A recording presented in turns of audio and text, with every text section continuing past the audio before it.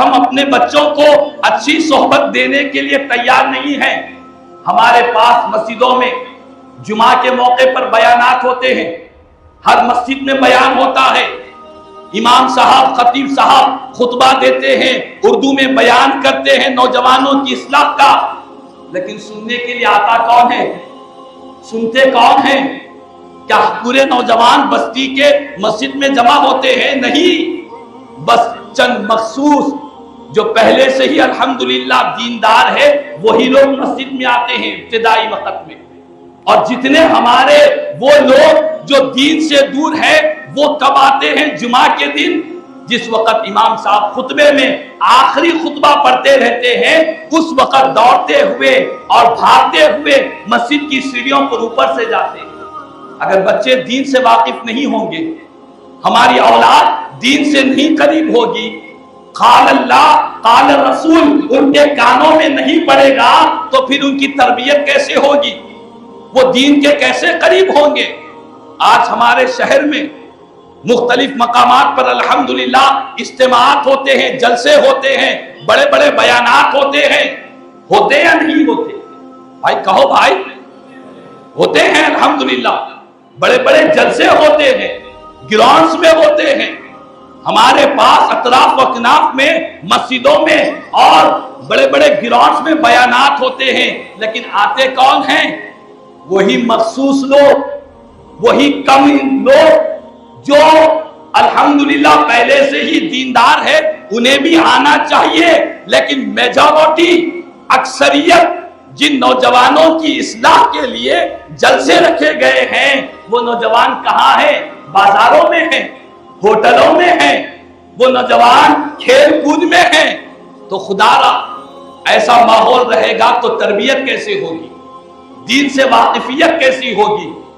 یاد رکھ لیں، اپنے بچوں کو اور ہم خود بھی دینی اجتماعات میں شریک رہے، دینی ماحول سے جڑے رہے۔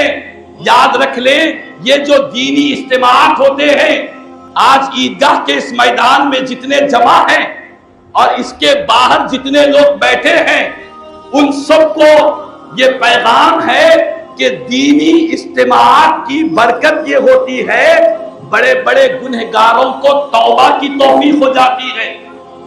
بڑے بڑے شرابی لوگ ہم نے دیکھا ہے، کئی شرابیوں کی زندگیاں تبدیل ہو گئی، کئی گانے والے سرکار کی نعتیں پڑھنے لگ گئے۔ ان سے پوچھا گیا کہ بھائی آپ کے اندر تبدیلی کیسے آئی؟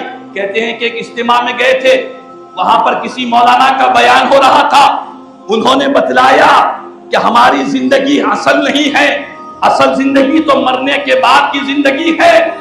جب یہ باتیں ہم نے سنی تو اس کا اثر ہمارے دل پر ہوا اور ہم نے یہ ارادہ کر لیا، آئندہ سے شراب نہیں پیئیں گے، آئندہ سے گانے نہیں گائیں گے۔ انہوں نے سچی توبہ کی، آج ان کی زندگیوں میں انقلاب پیدا ہو چکا ہے۔ تو بہرحال میں ہمارے اس عیدگاہ کے جتنے مصلیان ہیں ان سب سے گزارش کرتا ہوں کہ خدا را دین سے جڑے رہے، اسلام سے جڑے رہے، اپنی مسجدوں سے اپنا رشتہ جوڑے رہے۔ ہماری مسجد میں کیا ہو رہا ہے ہم کو خبر ہی نہیں ہے، ہم مسجدوں سے بہت دور ہو رہے ہیں، ہم دین سے دور ہو رہے ہیں۔ یہی وجہ ہے، یہی وجہ ہے آج دن دھاڑے قتل کے واقعات، قاتل بھی کلمہ گو، مقتول بھی کلمہ گو، دن دھاڑے ہماری بچیاں بریج کے اوپر سے چھلانگ لگا کر اپنی جانوں کو گوا رہی ہے۔ ہو رہا ہے یا نہیں ہو رہا؟ تو خدا را ایسے واقعات سے بچنا چاہتے ہیں، کوئی اور طریقہ نہیں ہے، مدینے والے آقا کے دامن کو تھامنا ہوگا، مصطفیٰ جان رحمت کی غلامی کا پٹا اپنے گلے میں ڈالنا ہوگا، کوئی اور طریقہ نہیں ہے۔ اگر دنیا میں بھی کامیاب ہونا چاہتے ہیں، آخرت میں بھی کامیاب ہونا چاہتے ہیں، آمنہ کے لال کے قدموں کی دہلیز پر آنا پڑے گا، تبھی ہمیں کامیابی مل سکتی ہے۔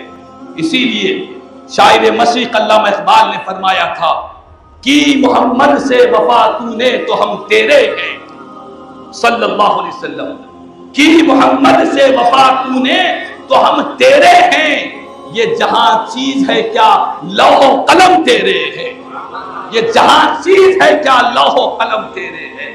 تو خدا را آج عیدگاہ کے مجموعے میں ہم سب یہ نیت کر لیں، یہ ارادہ کر لیں۔ نیت کرنے میں کوئی آپ کو خرچ کرنا نہیں پڑے گا، کوئی ٹینشن لینا نہیں پڑے گا۔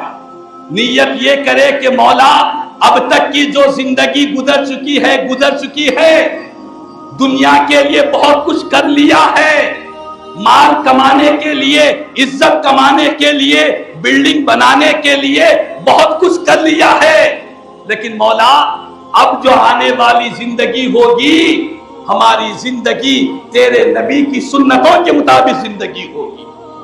یہ نیت کریں گے انشاءاللہ، نیت کریں۔ یاد رکھ لیں، نیت اگر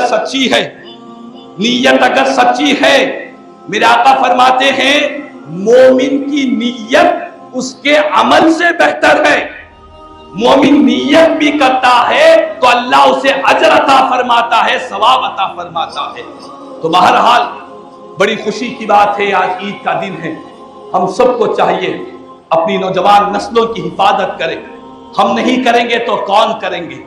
یہ ہماری ذمہ داری ہے۔ ہم سب مل کر تہیہ کریں، ارادہ کریں کہ ہم بھی اپنی اصلاح کریں گے، اپنی قوم کی بھی اصلاح کریں گے۔